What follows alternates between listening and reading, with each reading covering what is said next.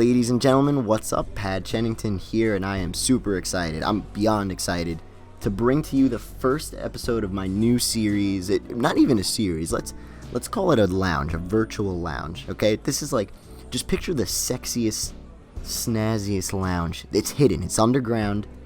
You need a secret code to get in. But once you get in, it's just the most luxurious place. I'm picturing fountains of cream soda, some nice golden couches that are dusty. We haven't dusted. It's all about the aesthetic in the lounge. We haven't dusted these couches off. I probably got them from my grandma's house. So the aesthetic is heavy in the lounge, in the pad.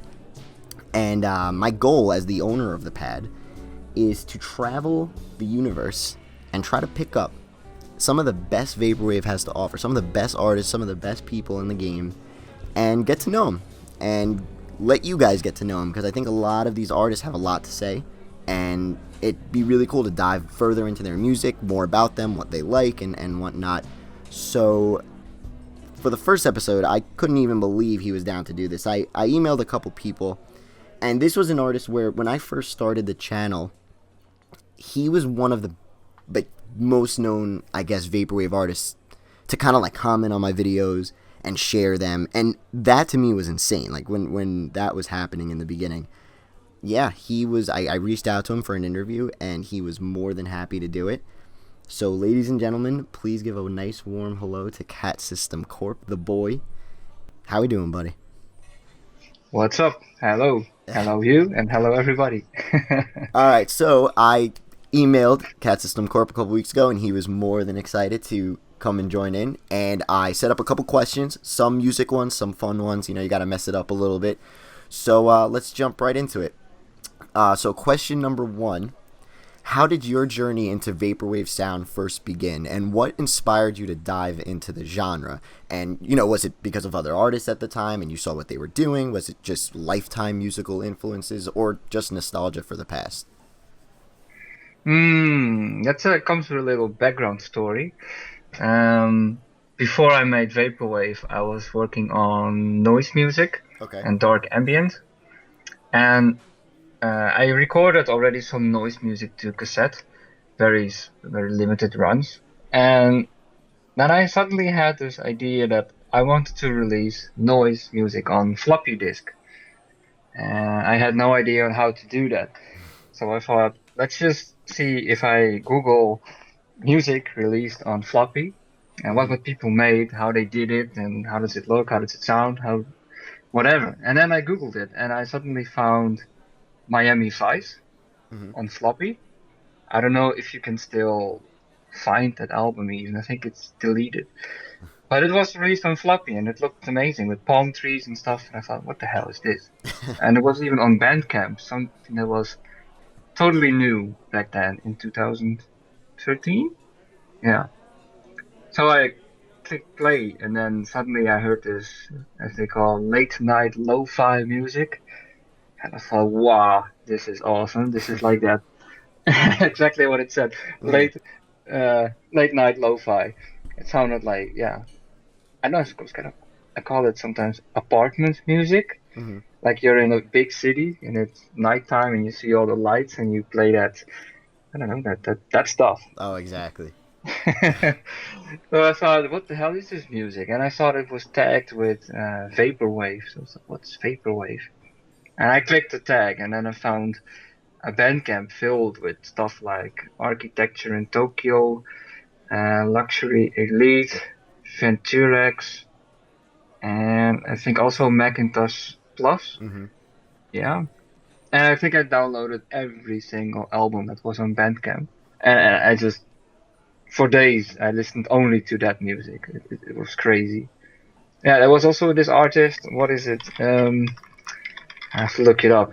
It was summer back then, and the only thing I listened to was this kind of music. No, I think all of us, I know especially for me when I first started listening to it, when you first hear it, it's so weird, like, but beyond anything, but it's so relatable. I think everyone can resonate with this sound, and it brings you to this certain place and whatnot. So yeah, I know when I first started listening to it, it's all I listened to for a while, and then I started to like dilute myself back into other music, I guess. But yeah, when you first start hearing it, it's some good stuff. I heard it and I thought, what is this music even? I didn't know what the hell it was, and I think I found that, of course, the most famous track ever created by Macintosh Plus, and I thought, is this real or was this slow down? Slow Yeah, down Diana Ross. I know. So, It's funny too. so, That track is so like there's so much vaporwave sampling obviously out there, but that track specifically, there's something about yeah, that track, and no one can argue with it. As overplayed as it is, that sounds like its own song. Like it could yeah, totally not be a sample. It's incredible. yeah, It's almost as if the Diana Ross song is a sample of the Macintosh Plus song at this point. totally. I even saw that with all that corporate stuff and consumerism, I even thought the lyrics were really fitting that theme. I Oh, I thought, know. oh, and then I found out it was sampled. Yeah, right. But I had no knowledge of jazz and R&B, and so I had no idea where to start. I thought I was also looking for a new experience, when you're making a certain kind of music and you're like, I need to make something new, something different, something fresh. And I thought, am I going to make this kind of music? This sounds good. This sounds like something I would, yeah, I liked it already. But so for a week I was thinking of it. Shall I do it? Shall I not do it? And I thought, okay, let's just try it. Mm-hmm. And I think I did some massive Google work and listening to stuff and speeding it up. And then I found that, I don't know how you pronounce it, Sade, Yeah, I gotcha. Yeah, yeah. I found that she was sampled in one of the tracks. So I thought, okay, that's a starting point. So I started to type that in YouTube and downloaded some samples and stuff and messed around. And on my first album, I forgot to apply the reverb. So it sounded really, flat with no reverb on it. And I thought, okay, let's put this on the Bandcamp and let's see what happens. Yeah, let's see what happens. Yep. And here we are, 4 or 5 years later, doing interviews and having a big catalog of music. Yeah, definitely. I was about to say it's been a while now. You could scroll, through your discography at this point. Bandcamp. It's not just you click it and it's just there. You could scroll on that page, which is awesome. But this is good because this brings me right into my next question. So, out of your entire discography, what is your favorite album and project you've ever worked on, and why? Whoa, that's a difficult question. Yeah, that's a tough one. I think one of my personal favorites, and I think everyone likes that album, still is Pall Mall, because it was kind of a turning point for me, I think, when going a little bit from the classic sound to the Mallsoft sound, because there wasn't much Mallsoft around, and I thought, I like that. Like Disconscious and the other guys. I think he was the only one who made Mallsoft. So I thought, let's just try to make that, like shopping people in the background and looping stuff, and that created the iconic Pall Mall. And of course, Here I Have is one of my favorites. I think I worked on it for 3 months, almost 4 months. Lots and lots of sample digging into these obscure Japanese blogspot download websites and finding stuff, and then I came up with that. And it's also one of the most personal albums. If you look at the titles, for example, the track titles, if you translate them all, they reveal a little bit about my my history. So that's cool. Interesting. See, I'm too lazy, and I never. I'll name the songs. Like in my videos, I'll either, if I have to translate a song, I'll take the time to translate it. But most of the time, I'll take whatever English word is in this huge bundle of Japanese characters, and that'll be the name of the song. And which is funny too, because people, I'll get messages and whatnot, and people start naming these songs by that, and I'm like, no, wait, don't do that, because that's not the exact definition or anything like that. Yeah. So, in summer of 2017, you released Lo-Fi, which was a solid piece of quality lo-fi hip-hop beats. Do you plan on further diving into lo-fi, hip-hop, or any other genres outside of Vaporwave? I mean, I'm a huge lo-fi hip hop guy. I'll just I'll throw something. I think everybody is at this day and age. You just throw some of that good jazziness on, and you just do some work. Do you see yourself going into that? Any other genres? Well, this lo-fi was something, again, something fresh, something new. Definitely. I had to move away a little bit from the vaporwave, but still use the things I learned from there into this. To say I'm going to make more. I think. Can I say that? I can say that 2 tracks will come to vinyl. Nice. And soon it'll be on Spotify too. Very nice. I think when it's starting to get summer again, I think I will like to make more lo-fi music. But currently I'm working on something 90% sample free, inspired by, of course, Blade Runner, like so many albums and artists. But it felt like I want to. It's been an idea that I have for now since Pall Mall, I think. I don't know if you know the other side project with me. It's called Earth, and it dives into these Zen jungle sounds, and I'd like to make that with city sounds. Let's try that. And I thought maybe I'm gonna try to do more with synths and less samples. So it's going to be quite the journey.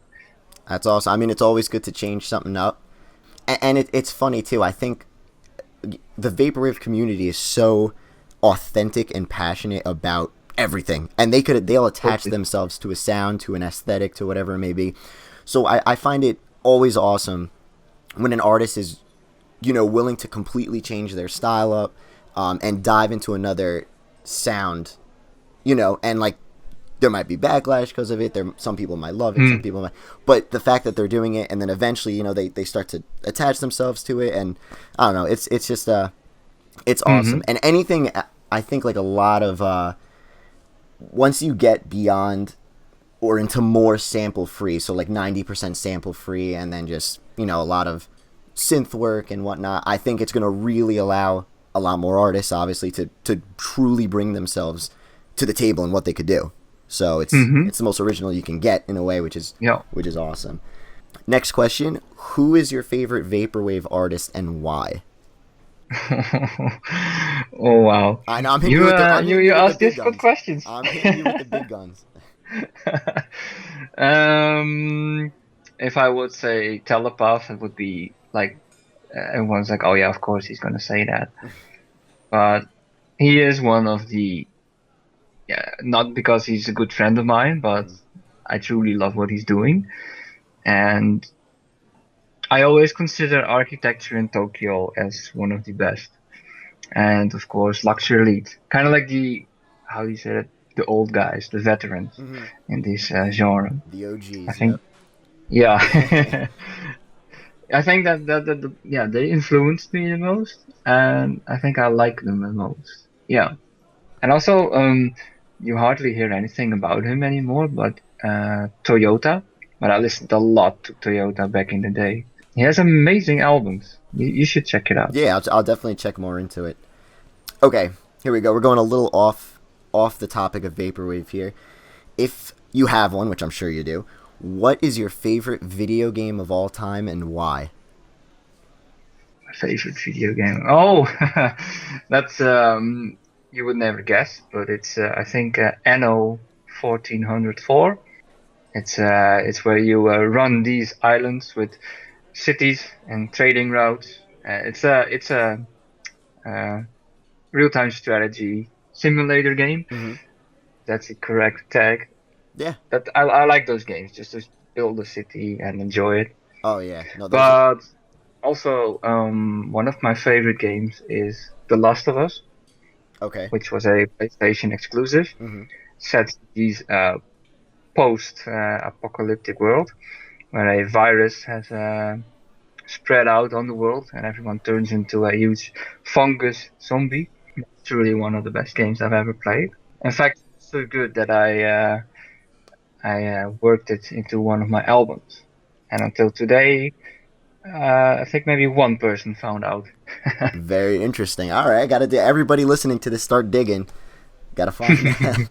So, your not only highly praised but highly discussed News at 11 has solidified itself as almost this time machine art piece that warps the listener back to pre-9/11 society, or even a fictional situation where the events of 9/11 strangely didn't even happen.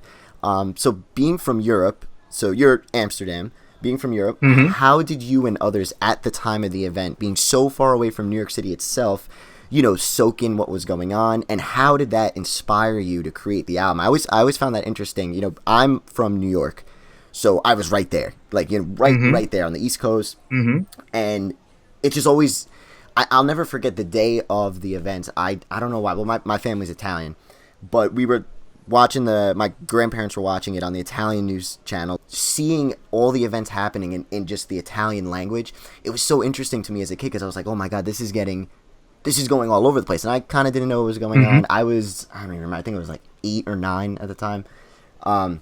So yeah, how did you guys perceive the events when it was happening, and what inspired you to make the album? Yeah, it was September 11. I was making my French homework. I think I was 12 years old, just in, as we call, first class of the new school. And suddenly my mom shouted like, "Come here, get to the TV, look what's happening. There's a attack on New York." And I never heard of the words. We call it in Dutch aanslag. And it's a terrorist attack, and I never heard of that word. I was like, man, what is that? So I rushed to this television, and suddenly you see the Twin Towers burning. I was like, what the fuck is happening here?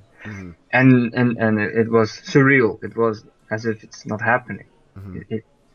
It made a big impact here. I think, of course, it was the topic for weeks, months, and everyone was like, what's going to happen? Are they going to start a war? Who did this? Why did they do it? And on that date, I think the old world died. That peaceful world, that American dream world. I think that was the date everything changed. And Vaporwave is about the days before 9/11. That corporate consumerism, everything is good, America. And so I had to make it, because there's this YouTube mix. It's called Reptilian Wave, and they play this Weather Channel tracks, and you see the Twin Towers burning, and I thought, I have to do something with this idea. So News at 11 is about the old world before 9/11, the old good American world. And I wanted to make an album about those days, and I wanted to make it so that it never happened. Like the samples, they got cut right away before they mention anything about the attacks. Yes, that's something I love. That first track, when you have that news reporter going in, and then it just cuts out. The sound is so eerily it's comfortable. You're safe. It sounds safe, the album, but it's like there's something lurking, like something's not right with it. I wanted to make it first like very, very subtle, as if people would never know it was about 9/11. But I thought maybe it's too difficult to discover it was about 9/11. As you can see, the A side has 9 tracks and the B side has 11 tracks. And all the titles come from that day, like when the planes hit. And so I thought I have to make it a little bit more obvious. So I took samples from the news and then cut it right away. But I wanted to make it as if it never happened, as some sort of alternate world, like a duplicate world where it never happened. I think you hit it very well. I think a lot of people who are making Vaporwave, they try to have this theme and setting, and they try to send it through to the listener with the music. And sometimes it's hard to do because, it's very hard to bring to words these thoughts that we associate Vaporwave with a lot. I know whenever I'm writing a video or stuff like that, half the time as I'm writing, I'm like, oh my God, how do I even put this, how do I say this? But the fact that you're doing it with music, without basically any words, it's incredible. And we all completely understand that vision, which is I worked on it for months. I think I started it in December 2015. Yeah, I started in December, Wow. and I downloaded these uh, massive playlists of Weather Channel music. I think I had at one point I had a mix of 5 hours of slowed down Weather Channel music, and I had it in my car and I was just listening and listening, and I think, what track has the right mood for this album, Hmm. and which ones can I throw away because they were used already or used too much. And I remember I was driving with my girlfriend to Texel, an island here, and then I narrowed it down to 2 hours of Weather Channel music. And Hmm. I said to her, "Sorry that we have to listen to this slow down You Weather know what? Channel Actually, I'm music." gonna cut you off really quick. How does your girlfriend take? Because my girlfriend, Patty, she does not understand a thing. She doesn't get it. Like, and I don't blame her at all. Like, I completely don't blame her. But like, does she get it at least on some level, or? Yeah, I think she does. She's not like a big fan or something of the genre. She doesn't listen to it, Mm, but she likes what I'm doing and what I'm creating. awesome. And of course, she's going to get everything that I release. So she got a vinyl and a cassette. Nice. And yeah, she just, you do your thing, and Yeah. I like it. Awesome. No, that's awesome.